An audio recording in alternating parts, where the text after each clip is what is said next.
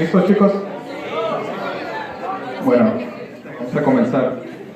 Hoy tenemos el distinguido gusto de tener a una exalumna de aquí de la preparatoria, exalumna del Bachillerato Internacional.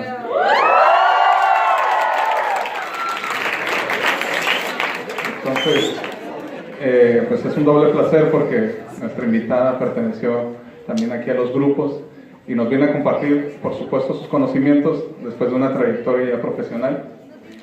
Vamos a ya saben, que intervenga, después vamos a dar un breve lapso para preguntas.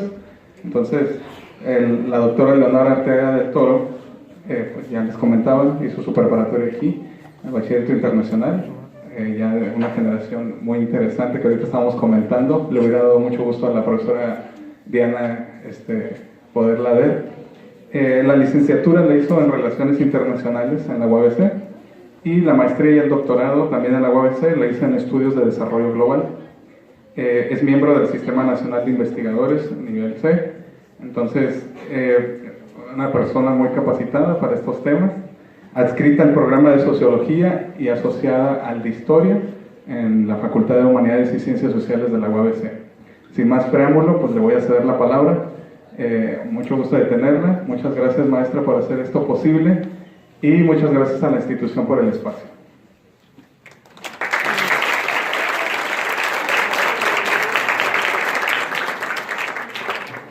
Bueno, buenas tardes. Me da un gusto regresar después de como 15 años. Hace 15 años egresé y ver nuevas caras y pues compartirles parte de lo que yo he trabajado. Yo soy licenciada en Relaciones Internacionales y soy maestra y doctora en Estudios de Desarrollo Global. Parte del interés de su profesor es porque yo estoy asociada al programa de Historia. Yo imparto la materia en la licenciatura de Historia Mundial Siglo XX, que así le decimos, pero oficialmente se llama desde 1914 hasta la actualidad. Y bueno, lo que les vengo a platicar hoy es el recuento de los daños a 100 años de la Primera Guerra Mundial. Traté de hacerlo lo más compacto posible. Yo estoy acostumbrada a dar clases de más o menos 2 horas y tardarme con el tema como unas 5 o 6 sesiones, pero sé que ustedes traen el tiempo limitado y recuerdo que suena el timbre y hay que irse a la siguiente clase. Entonces va a ser lo más, ahora sí que compacto, ¿no? Entonces, voy a comenzar como internacionalista. Yo les tengo que mencionar cuáles son las condiciones en las que estaba el sistema internacional antes de la Primera Guerra Mundial. Hubo un equilibrio múltiple de poder producto del Congreso de Viena. El Congreso de Viena es cuando se juntan las potencias después de las guerras napoleónicas. Básicamente es para repartirse el pastel. Diplomáticamente es uno de los mejores instrumentos. ¿Por qué? Porque vamos a contar a la potencia que perdió. De aquí se juntaron Rusia, Prusia, Austria, Gran Bretaña y Francia.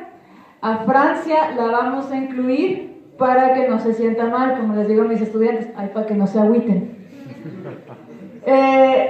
Ahí en ese congreso nace la Santa Alianza, Rusia, Prusia, Austria, porque el objetivo es regresar al antiguo régimen. O sea, tanto esfuerzo de la Revolución Francesa para esto, sí. Ganaron las potencias internacionales porque la revolución se convierte en una guerra internacional y regresan al antiguo régimen. No crean que les estaba haciendo mucha gracia que llegara una bola de campesinos y de burgueses y quitaran al rey. Los demás reyes se pusieron a temblar. Entonces, pues hay que regresar al antiguo régimen. Sin embargo, las ideas se quedaron flotando. No quiere decir que mataron todo. Acabaron con el régimen nuevo, pero las ideas ahí están. Pero se van a tardar algo de tiempo. Les va a durar hasta 1848. Primero tienen una revolución en Francia en 1830 y luego una en 1848. Es hasta la revolución de 1848 cuando ahora sí se cristaliza el objetivo de 1789. O sea, se tardaron, pero quedó. Y luego también hay varias guerras que, aunque no hubo una guerra sistémica, sí provocaron daños. Está la guerra de Crimea, donde se pierden amistades por la península de Crimea en el Imperio Ruso. las revoluciones de 1848, incluyendo la de Francia, que es cuando ahora sí que los países europeos comienzan a ver qué onda con la democracia, empiezan a ver si es factible y se empiezan a rebelar, y la independencia de Grecia. Y esto es muy importante, porque si Grecia se pudo independizar del Imperio Otomano, todos los demás van a querer independizarse de su imperio. O sea, si los griegos pudieron, nosotros también podemos. De ahí nacen los nacionalismos. También cambia el mapa porque se unifican los alemanes y los italianos. Los alemanes se unifican para, digamos, acaparar poder frente a Austria, y los italianos para que los austriacos no les quitaran más territorio, porque los austriacos necesitaban una salida al mar y Italia se las podía dar. Y lo que provoca esto es una política que se conoce como Realpolitik, autoreada por Bismarck. Otto von Bismarck, el arquitecto de la unificación alemana, crea esta política de cálculos de poder y equilibrios. Le funcionó bien hasta que lo destituyen del cargo y se hace un relajo. Y luego la guerra franco-prusiana. Y esta guerra es sumamente importante porque este es el meollo del asunto de la Primera Guerra Mundial, de la Segunda Guerra Mundial, y la reconciliación de este par es lo que lleva a que se comience el proceso de la Unión Europea. Por ahí sí ven ahorita en las noticias muy abrazaditos a Macron y a Angela Merkel, es porque están acordándose de esa reconciliación, no es por cualquier cosa.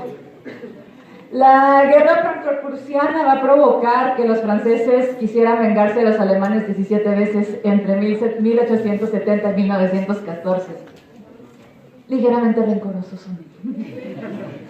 Entonces, el mapa no se ve muy claro, no conocía las condiciones, es un mapa de las alianzas antes de la guerra.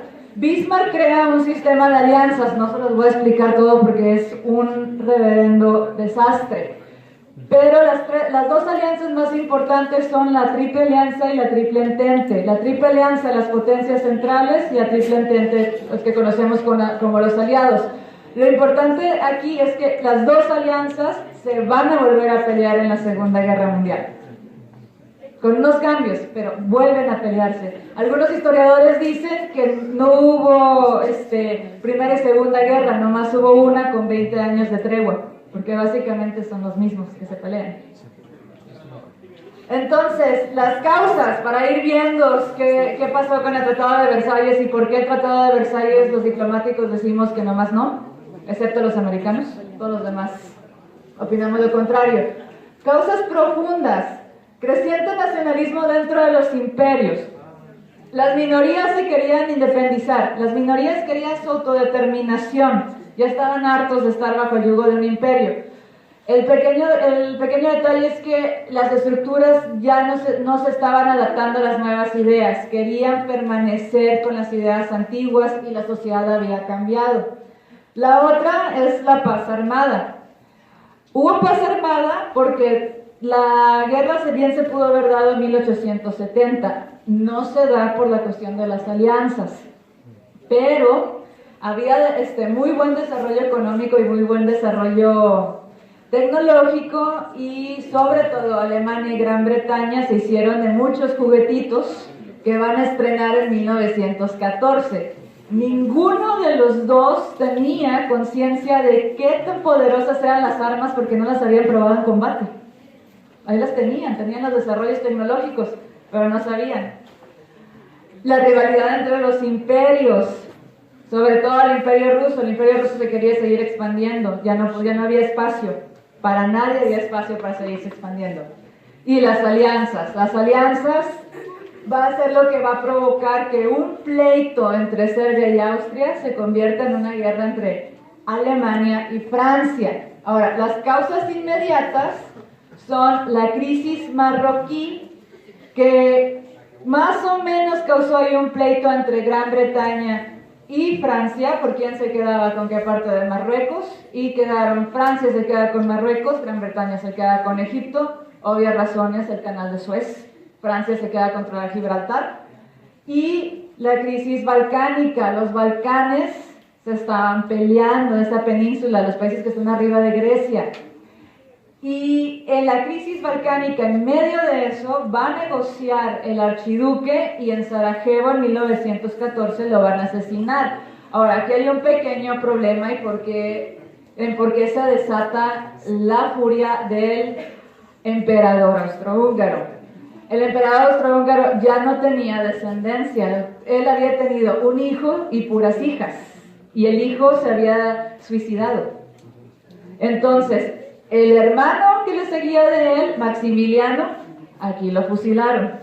El otro hermano no quería ser emperador, entonces es su sobrino nieto, el archiduque. Entonces matan al sobrino nieto, ya hay una crisis ahí de sucesión que había que evitar, porque se iban a deslegitimar. A pesar de que el archiduque estaba muy mayor, seguía gobernando, él muere en 1916, pero sin un sucesor así en línea directa. Entonces por eso es que Austria también se siente muy agredida cuando matan al archiduque. No tienen un sucesor y la corte de Habsburgo no dejaba que las mujeres heredaran. Las hijas todavía estaban vivas. Entonces ahí hay un detallito.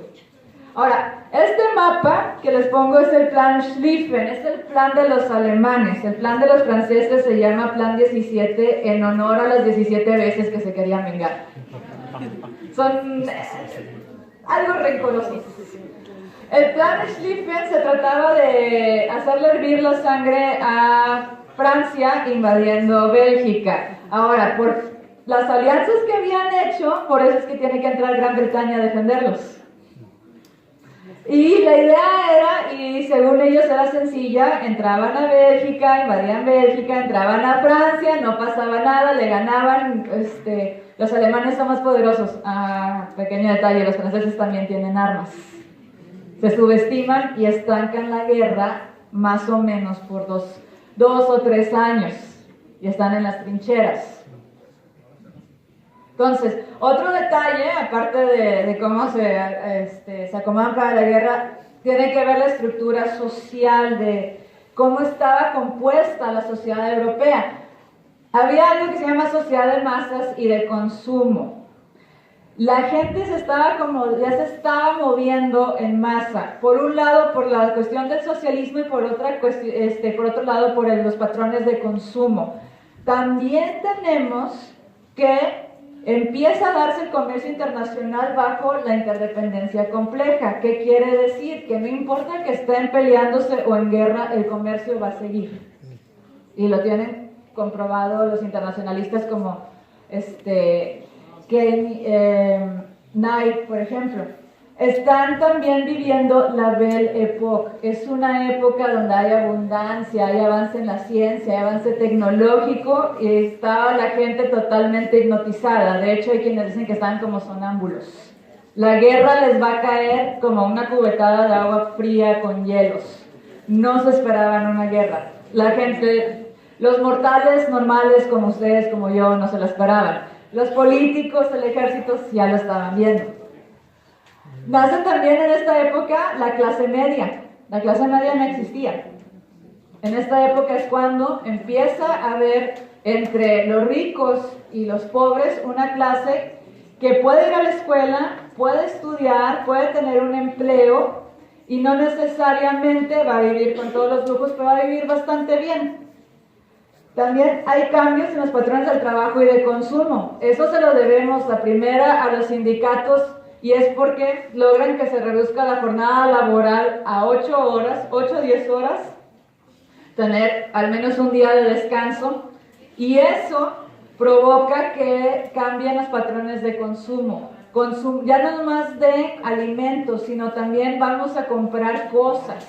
Vamos a comprar máquinas de coser, máquinas de escribir, cámaras fotográficas, fonógrafos, bicicletas. O sea, la gente va a empezar a comprar cosas, igual como ahorita uno quiere que un iPhone, una laptop, una cámara nueva, igual en el siglo XIX, principios del XX. O sea, la gente no era muy diferente a lo que somos nosotros y había avances tecnológicos, por ejemplo, la electricidad. Ya había gente que podía tener electricidad, había el telégrafo sin cable. Por ejemplo, el Titanic es el primer barco que lleva un telégrafo sin cable, prácticamente traía Wi-Fi del siglo XIX, principios del XX. Esa era la novedad, la gente quería mandar su mensaje desde el barco. Entonces, tenemos avances tecnológicos bastante sustanciales que son base de los avances que tenemos ahorita. Entonces, en esta imagen se ven las tres divisiones de la sociedad. Tenemos la clase alta, la clase que no vivía holgadamente sin preocuparse, la clase media que andaba, ahora sí que de tingo al tango, leyendo los periódicos, iba a trabajar, regresaba a su casa, iban los niños a la escuela, y la clase obrera, que eran los que trabajaban en las fábricas y no les quedaba de otra, en algunos casos, más que trabajar ahí, y no salían de donde estaban. ¿Había manera de salir? Sí había manera de salir, pero si te quedas mujer y moría tu marido, ya no había manera de salirte de ahí más que vivir de la asistencia y poner a tus hijos a trabajar. Entonces, una de las consecuencias positivas de lo que sucede hace 100 años es que las mujeres vamos a tener el derecho al voto. Las mujeres exigimos el derecho al voto porque si nos quedábamos destituidas ya no podíamos salir a trabajar, no podíamos mantener a la familia. Y la guerra va a probar que las mujeres necesitan esa protección legal porque muchas mujeres van a quedar destituidas durante la guerra. Entonces, en la estructura política había 5 imperios, los principales. El imperio británico, que era un imperio global, con una monarquía constitucional adentro, el imperio ruso, el imperio austrohúngaro, el imperio otomano y el imperio alemán.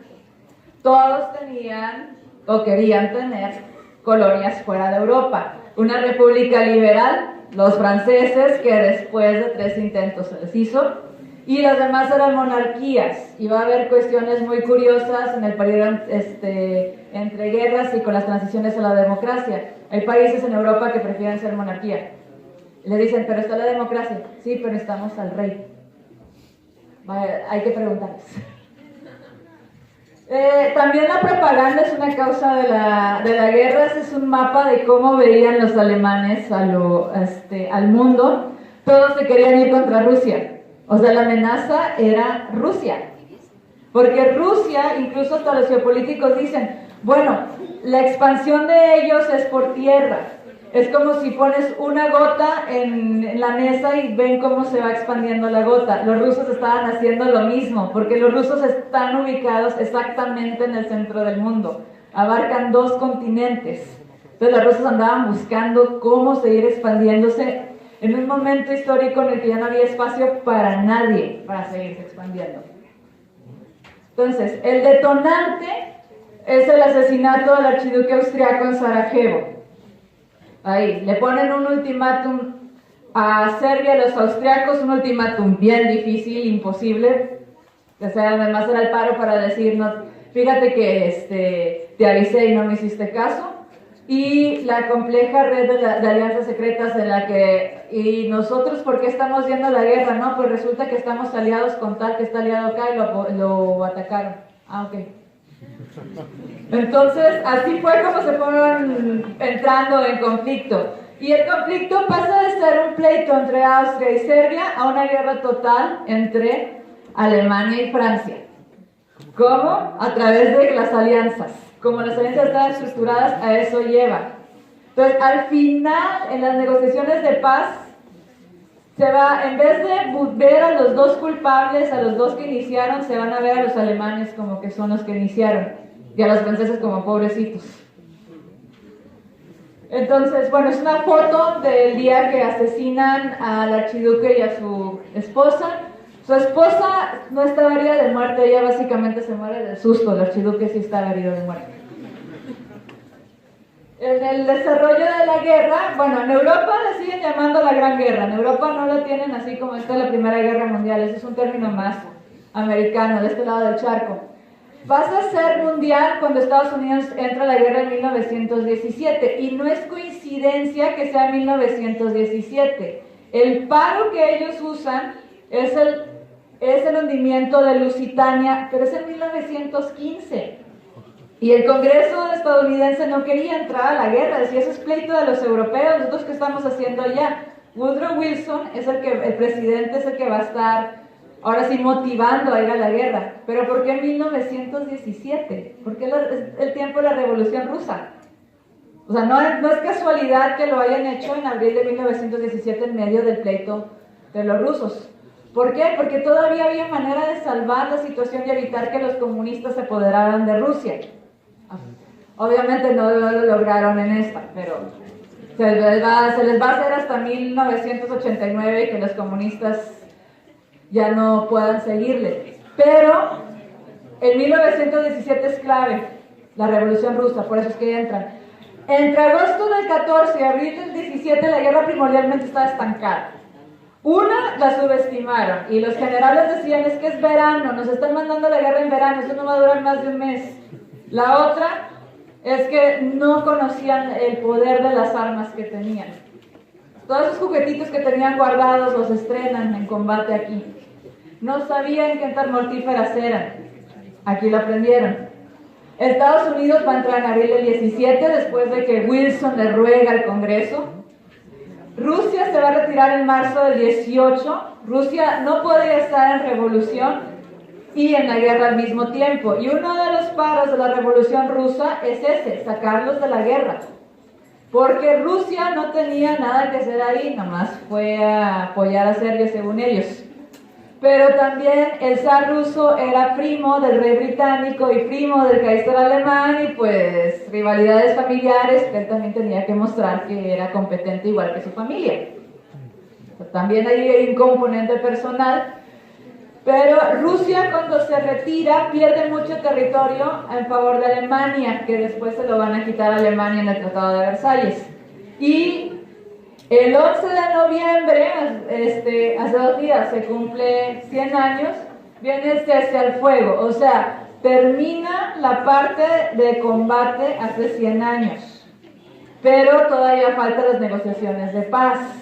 Entonces, en este mapa, que pensé que se iba a ver un poquito más claro, esta guerra en 1916, cómo estaban los frentes, y más o menos se puede apreciar, pero no voy a ahondar en detalles porque no se ve muy bien.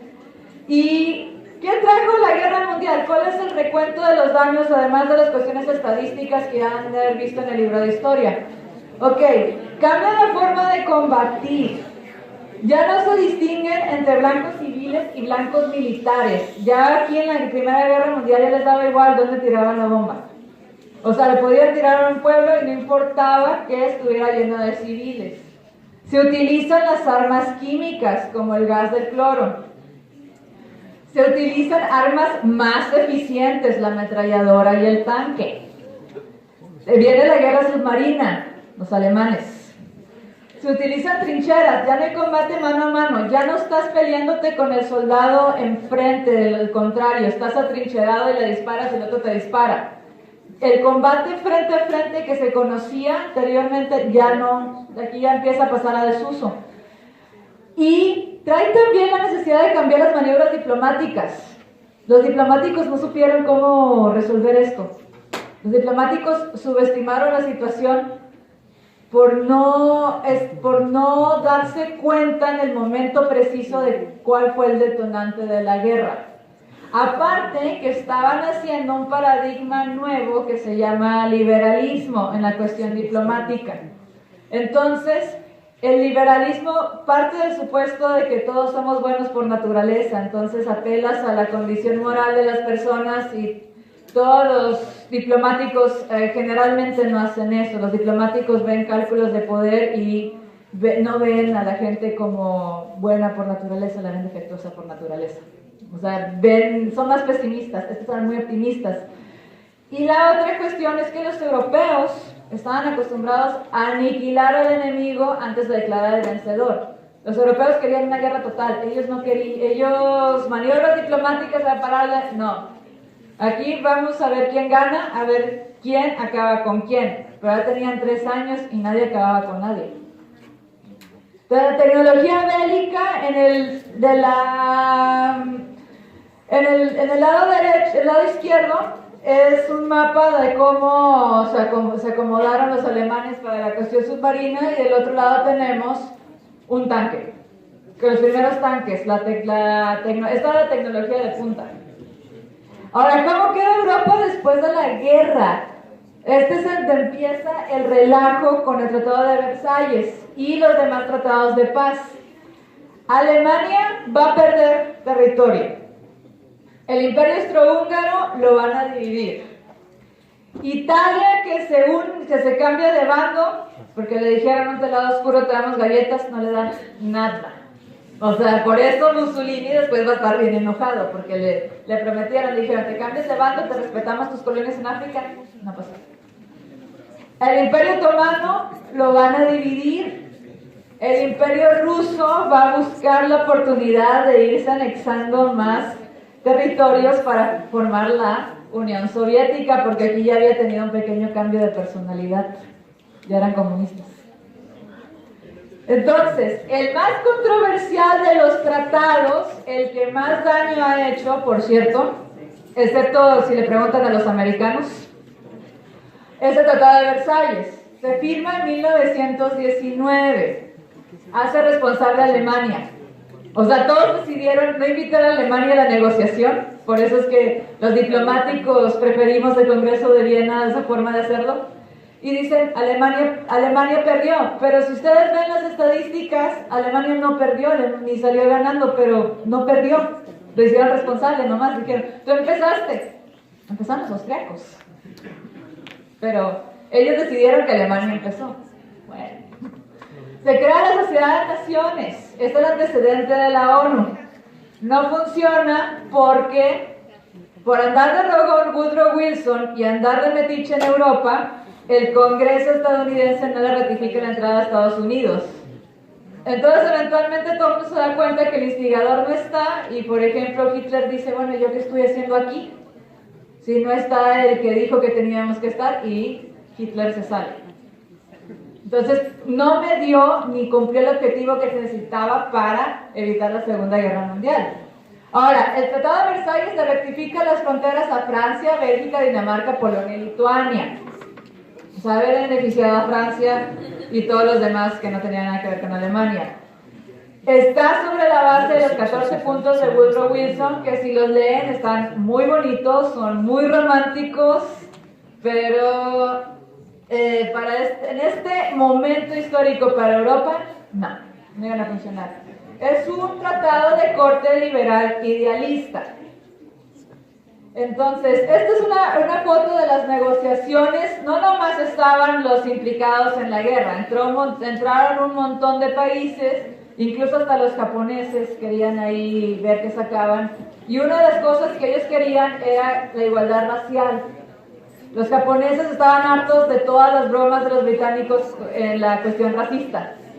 Entonces, querían que hubiera una igualdad racial porque ellos también se estaban convirtiendo en potencia del lado del Lejano Oriente, y ahí va a haber un pleito con China, que se lo van a llevar para la Segunda Guerra Mundial.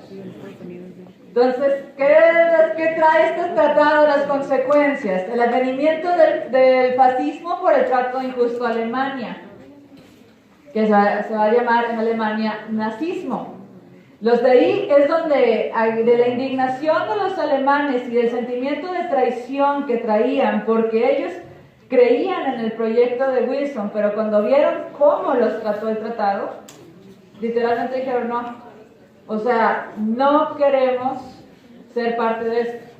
Y esto dio el caldo de cultivo junto con otros motivos para que Hitler pudiera tener una base y ellos pudieran ganar la mayoría en el Parlamento y de ahí instalar el Tercer Reich. Por un lado. Ahora, el otro problema que trae es la configuración de las fronteras del Medio Oriente, que junto con el Tratado de Sèvres va a traer los problemas que tenemos precisamente en este momento en Medio Oriente. O sea, eso es herencia. Y va a exacerbar la rivalidad entre los chinos y los japoneses. Los chinos y los japoneses siempre traen pleito. Y en ese entonces querían un paro también los japoneses para invadir a los chinos. Se va a ver en la Segunda Guerra Mundial, solamente que los libros no lo cubren tan a detalle porque se enfocan en la parte europea, pero en la parte asiática también hubo bronca. Ahora, otros tratados de paz que hubo, no nada más el de Versalles, el Tratado de Saint-Germain-en-Laye, hay que desintegrar el Imperio Austrohúngaro. lo desintegran, les dan su autonomía a las minorías. Ahí todo todavía está bien, no hubo gran problema. El Tratado de Neuilly obligan a los búlgaros a reconocer a Yugoslavia. Empiezan los problemas porque los pueblos que forman Yugoslavia no se llevaban entre sí, pero forman el reino, tratan. El Tratado de Trianon es la independencia de Hungría, pero la independencia de Hungría venía a un costo. Perdieron bastante territorio a favor de Rumania. Por ejemplo, la región de Transilvania se la endosan a Rumania. Estaba en Hungría. Y el más problemático de todos es el Tratado de Sèvres. ¿Por qué digo que es el más problemático? Porque los tres anteriores resuelven la bronca en la Segunda Guerra Mundial. El de Sèvres no se ha resuelto. Es la desintegración del Imperio Otomano y es donde deciden quién se queda con qué de la parte árabe. Entonces, es una traición. Ese mapa muestra como un borrador de cómo iban a acomodar las fronteras. Y el detalle está en que habían dicho que iban a favorecer a los árabes, y los árabes le tenían la fe a los británicos. Después llegan los sionistas pidiendo un espacio para establecer un Estado judío. Dicen, ok, está bien, vamos a establecerlo. Eso ya es estamos hablando del 1948. Pero va a ser el control, ahora sí, bilateral, árabes, o sea, palestinos y judíos. ¿Y qué sucede en la ONU? Fallan a favor de los judíos. Pero este tratado no fue bien ratificado, el mandato británico nunca se esclareció cómo tenía que ser. Y hagan de cuenta que los británicos le hicieron así, vean, les voy a dejar esto aquí y yo me retiro lentamente. Entonces, si ustedes buscan en los libros de historia, rara vez mencionan el relajo que hacen los británicos. Los británicos se hacen como nosotros no fuimos. Pero la culpa de esto lo tienen los británicos, porque ellos se quisieron quedar con el mandato de Palestina. Y eso, en las líneas Sykes-Picot, en complot con Francia, habían marcado las líneas sobre quién se quedaba con quién. El control francés con el control británico, y Palestina iba a ser un control internacional. Y al final no quedó internacional, solamente quedó Jerusalén. Y si se vieron las noticias del año pasado, Trump que andaba moviendo la embajada de Estados Unidos a Jerusalén cuando se había acordado que ninguna embajada iba a estar en Jerusalén porque era el control de la ONU.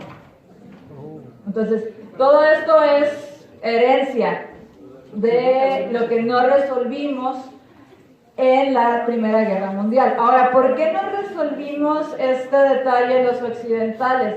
Bueno, se nos viene la Segunda Guerra Mundial y luego nos ponemos en un plan de que ustedes los comunistas, nosotros los occidentales, que dura de 1945 a 1989 y se nos va el avión de que ahí hay problemas.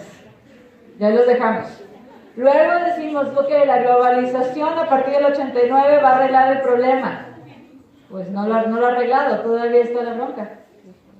Entonces, es parte de este pleito, que una parte está resuelta, muy bonito quedó resuelto para Europa, pero para el resto del mundo aún nos hace falta trabajar. Entonces, de 100 años, ok.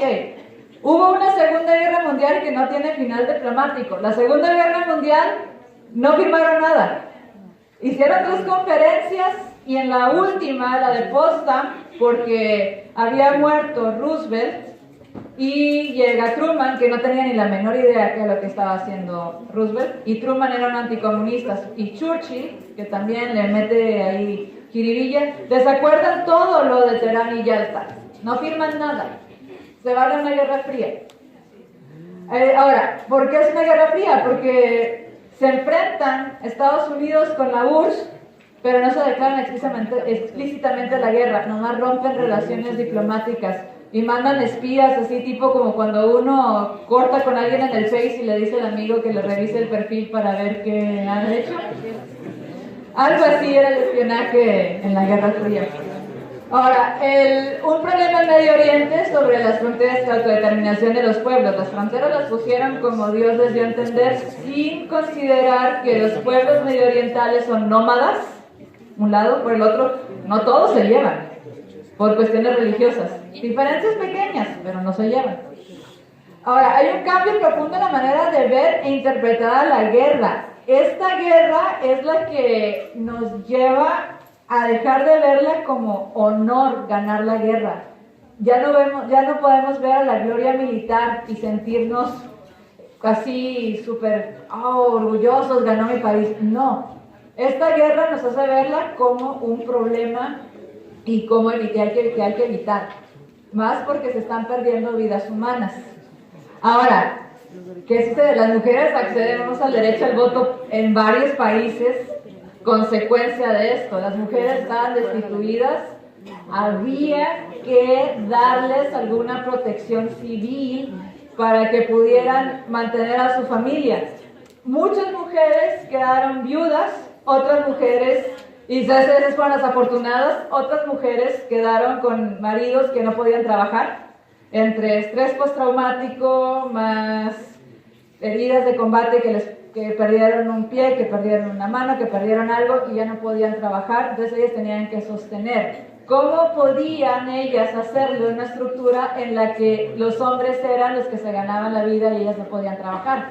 Entonces por eso es que las feministas y las sufragistas luchan por tener esos derechos civiles para poder mantener a la familia. Entonces una de las, digamos, cambios positivos es ese: las mujeres vamos a tener acceso al voto, que es un privilegio tenerlo, porque no en todos los países las mujeres lo tenemos, y nos dan esa, ahora sí, determinación para trabajar. Y también fue posible comenzar a instalar democracias.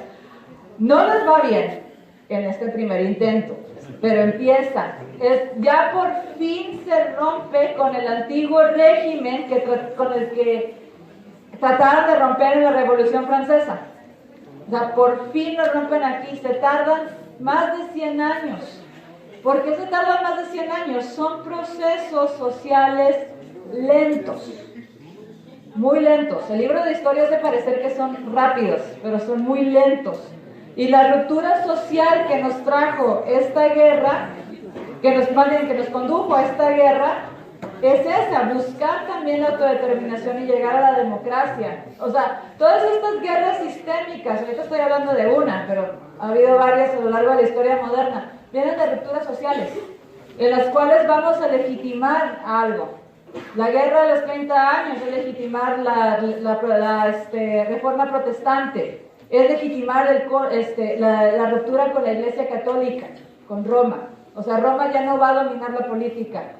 La ruptura con las guerras napoleónicas, acabar con el régimen antiguo, con el absolutismo, con este rollo de que nomás puedes heredar si tienes la sangre azul, porque literalmente ese era el problema. Y aquí es instalar democracias. Los americanos lo llevan a un extremo distinto al que los ven los europeos, pero sí se logra, pero hasta terminando la Segunda Guerra, cuando los europeos aprenden su lección, y por eso digo que les funcionó y lo han arreglado muy bonito ellos con su proceso de integración, la paz. De hecho, la Unión Europea tiene un premio Nobel de la paz, porque han estado más o menos 60 años sin pelearse, que eso ya para los europeos es mucho. Entonces dicen, bueno, ya, se los vamos a dar. Bueno, para no hacer el cuento más largo, ahí lo terminamos para que puedan preguntar y luego después ir a clases antes de que suene el timbre.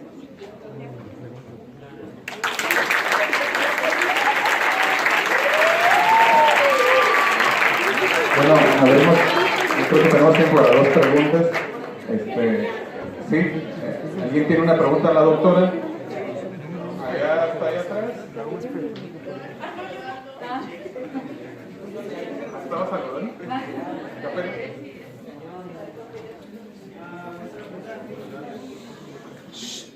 ¿Qué tan factible es decir que una de las razones por las que la guerra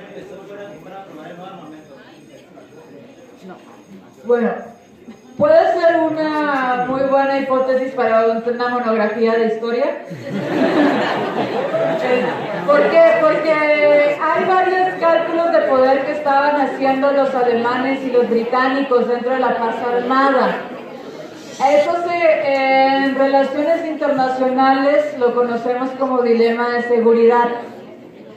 Entonces, este dilema de seguridad significa, o quiere decir, que tienes un vecino que se está armando y alrededor tú te quedas viendo, bueno, ¿me armo o no me armo? Si me armo, lo puede ver como una provocación, pero también no voy a dejar que él se arme y al rato me ataque a mí. Entonces, sí puede ser una muy buena hipótesis a probar a través del dilema de seguridad, de ver, ok, tengo estas armas nuevas, las quiero probar.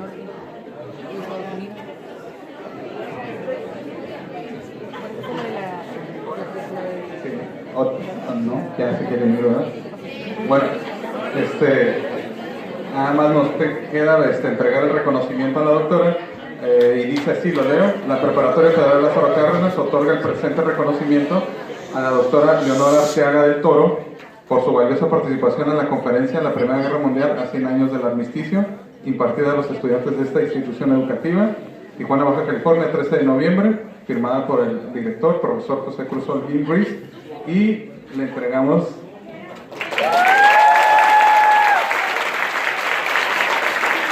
las gracias a la doctora por haber asistido y compartido estos conocimientos. Creo que ya ahí tenemos un tema sobre feminismo que podría venir a expresar, ¿no?, en la historia internacional.